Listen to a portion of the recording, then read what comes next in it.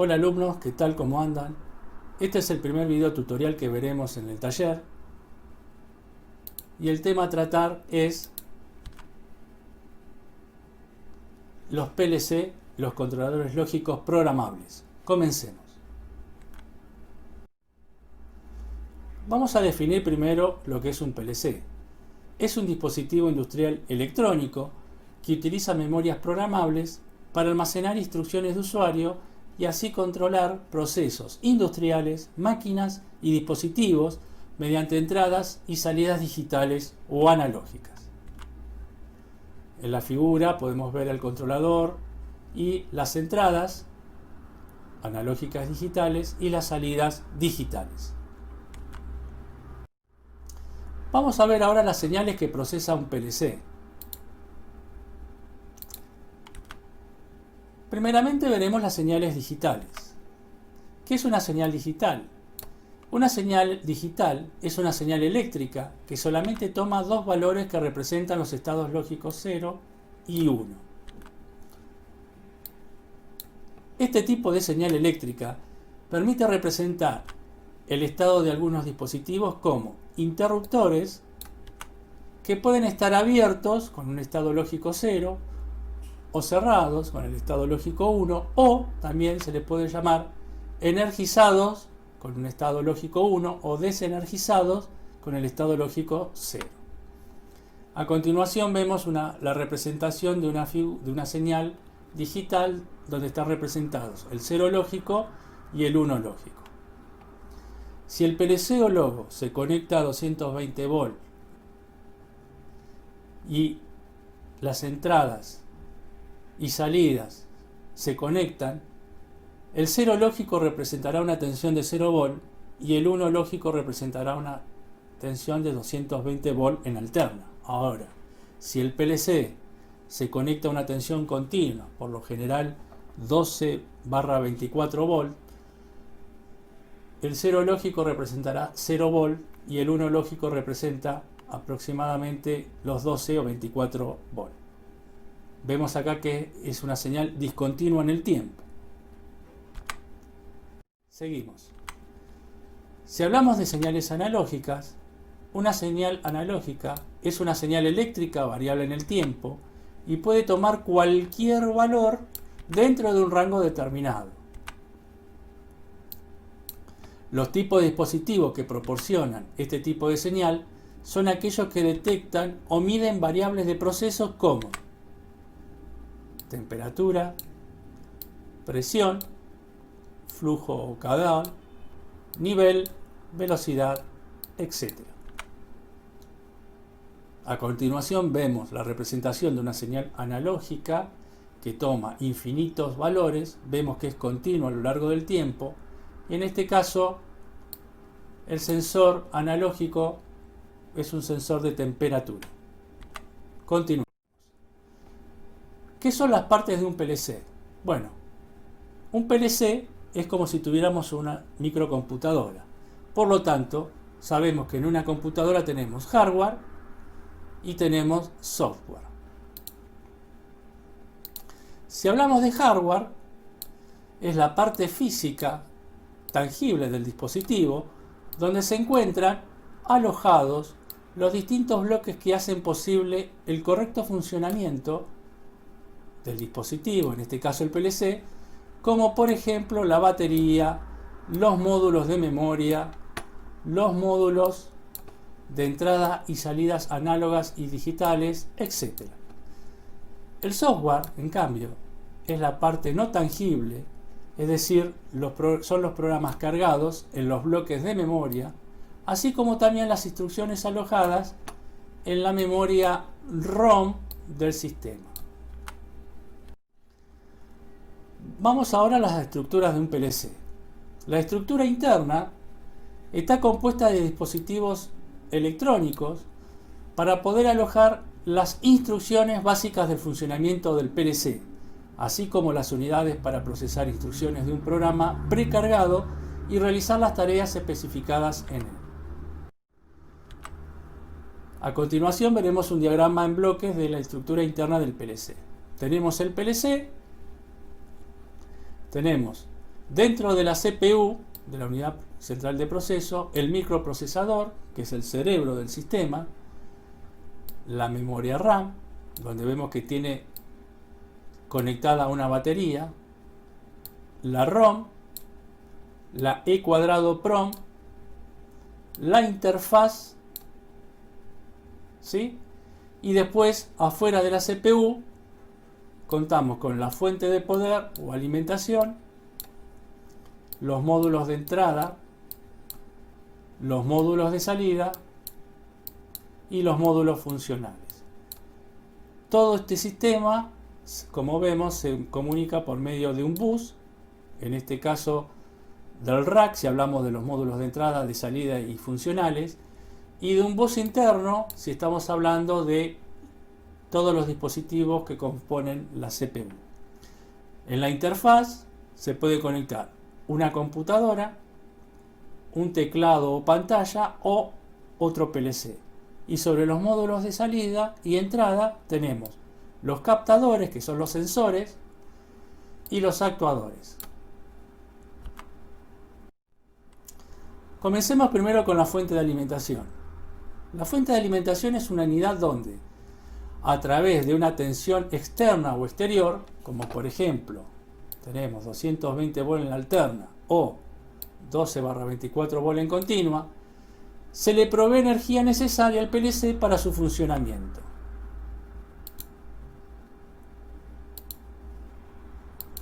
Acá vemos el diagrama de una fuente de alimentación donde tenemos una tensión alterna, ¿sí?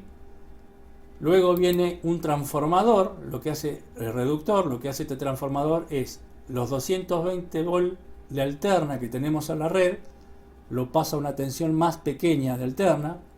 Luego vienen los puentes rectificadores de diodos, lo que hace es convertir la alterna a continua. Luego la señal pasa la tensión pasa por un filtrado de rizado que elimina el ruido, la componente alterna no deseada. Y por último tenemos el regulador de voltaje con tensiones positivas, 0 volt, y tensiones negativas.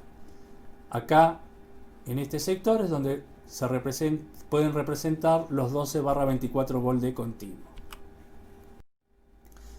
La unidad central de proceso, CPU, está destinada a consultar el estado de las entradas, analizar el programa cargado previamente y así poder escribir las instrucciones para la salida. Aquí se encuentran el microprocesador, que dijimos que era el cerebro del sistema, y las memorias RAM, ROM y E cuadrado PROM, y también la interfaz de comunicación. Acá tenemos el diagrama de bloque de la CPU. Clasificación de las memorias. Las memorias se pueden clasificar en volátiles y no volátiles. Las volátiles son aquellas memorias que pierden su contenido cuanto le falta el suministro de energía eléctrica, por lo que requieren de un sistema de respaldo que normalmente es una batería eléctrica. Las no volátiles mantienen su contenido aunque se produzca una falta de suministro de energía eléctrica, sin necesidad de una batería para el respaldo. Memoria RAM. La memoria RAM es una memoria de acceso aleatorio de lectura y escritura. Puede realizar procesos de lectura y escritura por procedimientos eléctricos. Se almacenan los datos temporales que procesa el PLC y son memorias volátiles, es decir, que al desconectarse su alimentación, los datos almacenados en ellas se borrarán o perderán. Veamos la memoria ROM. La memoria ROM es solamente de lectura, solamente se puede leer su contenido y no se puede escribir en ellas. Son grabadas por el fabricante del PLC y el usuario no puede alterar su contenido. Permanece su contenido, aunque haya habido un fallo en la alimentación. No son memorias volátiles y en ellas se encuentran almacenadas los bloques de programación de entradas que pueden ser, como dijimos anteriormente, analógicas y digitales, los bloques de funciones generales y especiales. Estos bloques de funciones generales y especiales me ayudarán a poder programar el autómata para realizar un determinado sistema. Y por último, la memoria EEPROM o E cuadrado PROM, cuya sigla significa, si lo traducimos al castellano, memoria eléctricamente borrable únicamente programable. También es no volátil como la ROM, provee almacenamiento permanente para los programas que pueden ser fácilmente cambiados con el uso de una consola de programación, y aquí es donde se almacenan los programas que realizan los usuarios o programadores del PLC para controlar o automatizar un determinado proceso industrial. Las interfaces de entrada y salida.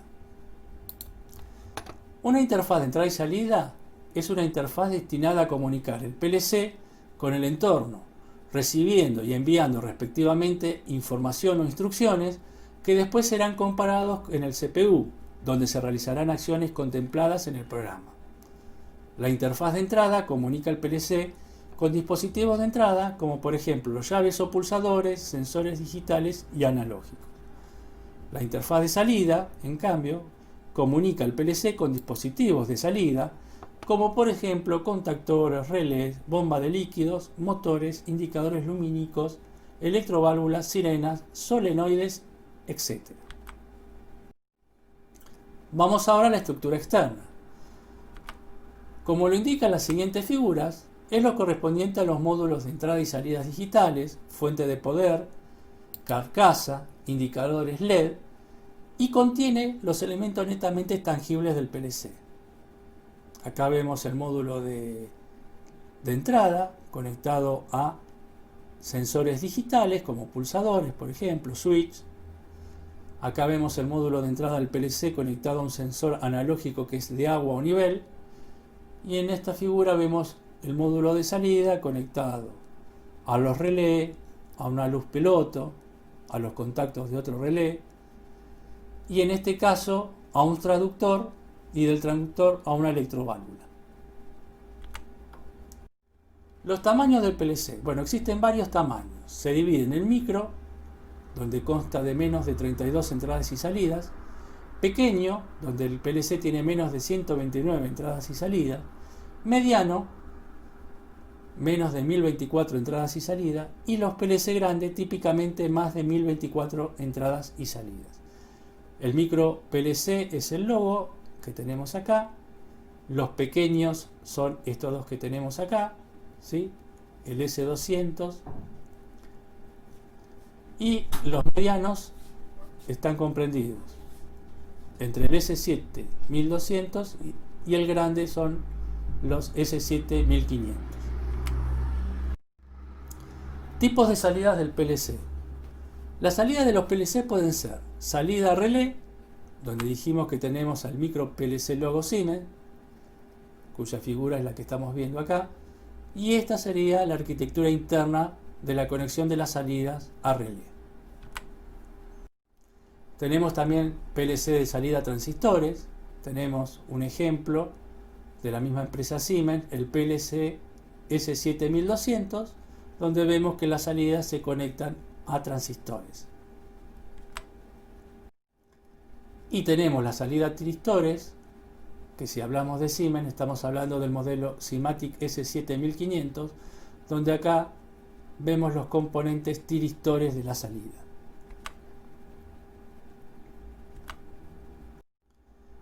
Características de tipo de las salidas de un PLC.